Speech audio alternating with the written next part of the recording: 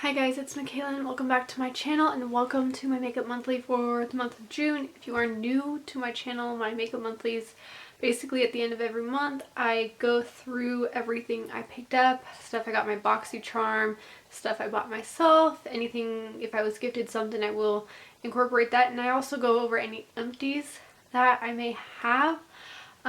So I hope you enjoy that style of video. This month was a bit of an interesting one because one, it was skincare heavy, which I don't get all crazy into skincare. However, my skin has been so dry with the weather changing. I know we've all been a little bit sick here and there, and I ran out of face wash at some point, so I was using body wash to substitute. So I did heavily focus on skincare, and then I also got 2 boxes this month because I did not receive my May Boxycharm. Thankfully, they refunded me my money and got me my box anyway. There were a couple items that were different. I don't remember what those are off the top of my head. So, and a lot of it is just kind of mixed in here. I didn't really categorize anything except for what came into my collection versus what's leaving my collection. But let's just get into it. Again, a lot of skincare, so I'll just start there. I did pick up the Saint Jane Hydrating Petal Cream. This was on my loves list for a while. And quite honestly, I got it for the packaging and the coloring. And this also reminds me of my great-grandma. She was really into pink and floral and rose. So this reminds me a lot of it. In terms of whether or not it's working, I have a real hard time trying to figure out with skincare. I like the way it feels on the skin. And I will say that together, all of the skincare products that I did bring into my collection, I have noticed since using them an increase in my skin itself, despite all the things coming against it right now. So something's working. I'm not quite sure what. I believe it's probably a combination of a lot of these things together, but for this one, I did like it. It was a splurge item and I don't regret it, so that's a good thing. The 8 States Brightening treatment I got in my Boxycharm for June, or I think it was either May or June. I don't remember. Actually, I think it was May. But I don't really have an opinion on it. It felt good on the skin. I don't think I like it as much as this one, but I did like it. And I'm having a hard time trying to figure out whether this is supposed to be a moisturizer or a serum. I am putting it with my moisturizers because it is a little bit thicker, and I typically just put it in place of moisturizers. So I do have that. And then also with the Boxycharm I got a QR code where I got free little sample size from 8 Saints. 2 of them are cleansers, so I have not tried them, but it came with all of these stuff. So it came with all of these items. I got a seaweed toner, which felt good on the skin. Same with the gel radiance serum, definitely a gel-like substance, so I liked it for sure. I also got an eye cream and it's called the Daydreamer Smoothing Moisturizer. Again, I've only used all of these like one time.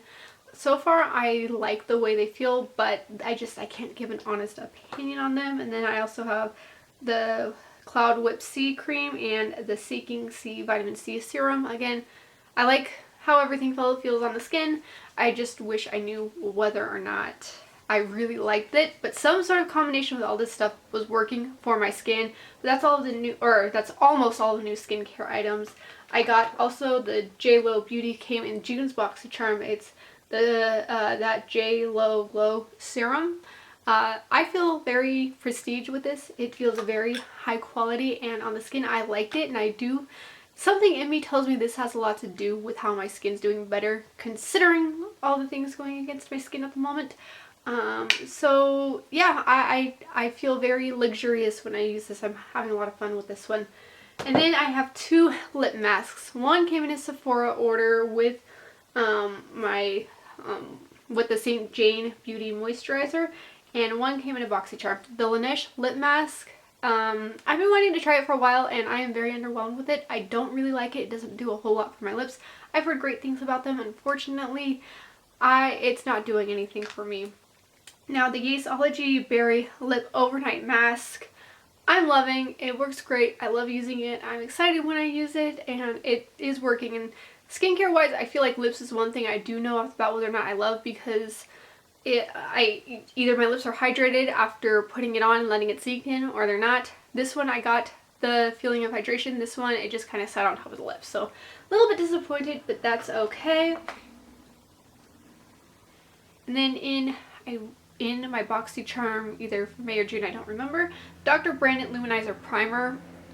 This one I feel like is a combination of pore filling and glowing. There is one I have in my collection from Yinza, which is the same type of quality except for it's less illuminating, and I have a hard time with illuminating primers because they just look like glitter flecks all over your skin instead of something that's naturally glowy. But this one I actually didn't mind because it is skincare based. I felt like I kind of got those skincare properties with the pore filling properties, so it's not bad. I don't know if this swatch is going to show up on my skin, but because it's a skincare based illuminating primer, I don't mind it and I will enjoy using it, and the packaging is just pretty. And then I also picked up, along with my Saintws Beauty, is the Patrick Ta. It's their brow pencil. It's the Major Defining Brow Pencil. Another one of those items where I just kind of feel luxurious when I put it on. I don't think it's worth anything more than like a high-end. Like, it's nothing special in my opinion, but I do like the shape of the tip, and I do like the color it gives off, and I do like how it wears on my brows. So whether or not I would say it's worth it, I don't know, but I do enjoy it, and I do get the feeling of luxury makeup when I wear this. So it's just nothing stand out to me, like nothing with this stands out to me that I don't feel like I could get in a drugstore product or a drugstore brow product. So yeah, I like it. I'm glad that I bought it. I mean, it wasn't overpriced. I just felt like the drugstore kind of gives me the same thing. And then another Boxycharm item is a Wanderlust Powder Foundation. I feel like this works if I have the right skin base. Now, with my skin hating me right now, this doesn't exactly work. I can get away with a powder foundation if I'm having a good skin day. It works with the right base. I find that the lighter the base, the better this works. When I first tried it out, I put a lot of stuff underneath it and it just looked cakey, and I didn't even wear it that day. I put it on, took it off, redid my whole base. But when I wore this the following day and I just put a moisturizer on without a bunch of extra skincare steps, then I liked it better. I am wearing it today and I'm not minding it so far. I'm looking, I've got the little compact mirror here, but so far it seems to be working out pretty okay today. I think I just got to be careful with the skincare base. Again, my skin is normal to dry, and right now it's dry, more on the dry side these last few weeks. So yeah, I gotta be careful with the base, but I do like it, and I do like the fact that it has a puff, and then it also opens up and protects the puff from the foundation. And so yeah, I like it enough, but I need to have a good skin day if I am gonna wear it. So this next Boxycharm item, this was from May. I'm pretty sure I picked out something different, but it is the Fenty Beauty Liquid Killawatt highlighter. Now, they obviously got me the dark shade, so I believe it's supposed to be, yeah, it's a highlighter. I'm actually using it as a liquid bronzer, and I actually really like it for liquid bronzer. Clearly it's too deep to be a highlighter for my skin tone, but as a liquid bronzer, it is gorgeous. So that is how I will be wearing this, but I do like it. Then another Boxycharm item. This was from this month. It's the Pinklips Lip Glosses. They're nothing special. They're probably going to eventually get decluttered and given to my children because they are nothing special. And they don't do anything amazing for my lips. For me to like a lip gloss, there has to be a very specific formula. And this just doesn't cut it for me. I don't get any color payoff. I don't get any spectacular effect. I mean, I will keep it for now and keep playing with it for a little while, but I have a feeling these are going to go into my next declutter, which I believe will be happening in August. And then I've got a couple of hair care items. I've got the IGK texture spray. I definitely like it for when I don't want to do a whole lot with my hair, but I just want I want to liven it up a little bit, especially on like day 2, day 3 hair when I've got to try a shampoo, or if I'm curling it, or I'm doing something but I don't want to do a whole lot. I do like this. And then a Boxycharm for, it was either May or June, I don't remember, but the Brigio Superfoods 3-in-1 leave-in spray. This is phenomenal. This is beautiful. This is going into a favorites category in my collection, so I love, love, love this. Then I've got two eyeshadow palettes. One is from Boxycharm, one I just had to pick up. And if you've been watching my last few videos, you'll know that I picked up the Natasha Denona Golden palette. That being said, I think the mattes are phenomenal in here, but I think the shimmers need some help. The shimmers are not the Natasha Denona quality that I have come to love. When I wear a luxury eyeshadow palette, I should be able to dip my brush into a shimmer shade and get it glided onto my eyelids, no effort. And I don't do that with this one. I feel like I have to use my finger, which is not bad. But I'm paying Natasha Denona luxury quality money for something I could get in a cheaper palette. Like, this is the kind of formula I'd expect from like Urban Decay, which is fine. They're still a high-end brand. I still get the payoff from them, but I'm paying high-end prices versus luxury prices. I want luxury quality eyeshadows. The mattes are phenomenal. The shimmers are very lackluster. So I don't feel like this is entirely worth it. I was kind of comparing it to the Urban Decay Naked Honey palette. I'll go ahead and just share some comparisons real quick. And initially I thought that these could be dupes for one another, which in a sense they can be. However, I find that these tones in the Natasha Denona palette are a lot more toned down than these ones. These are a lot more yellow.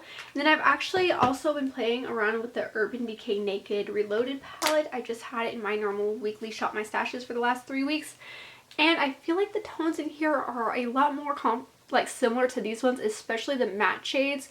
I feel like they have a lot more of like a subtle like peachy undertone, very, very soft peachy undertone, whereas these ones are a lot more yellow.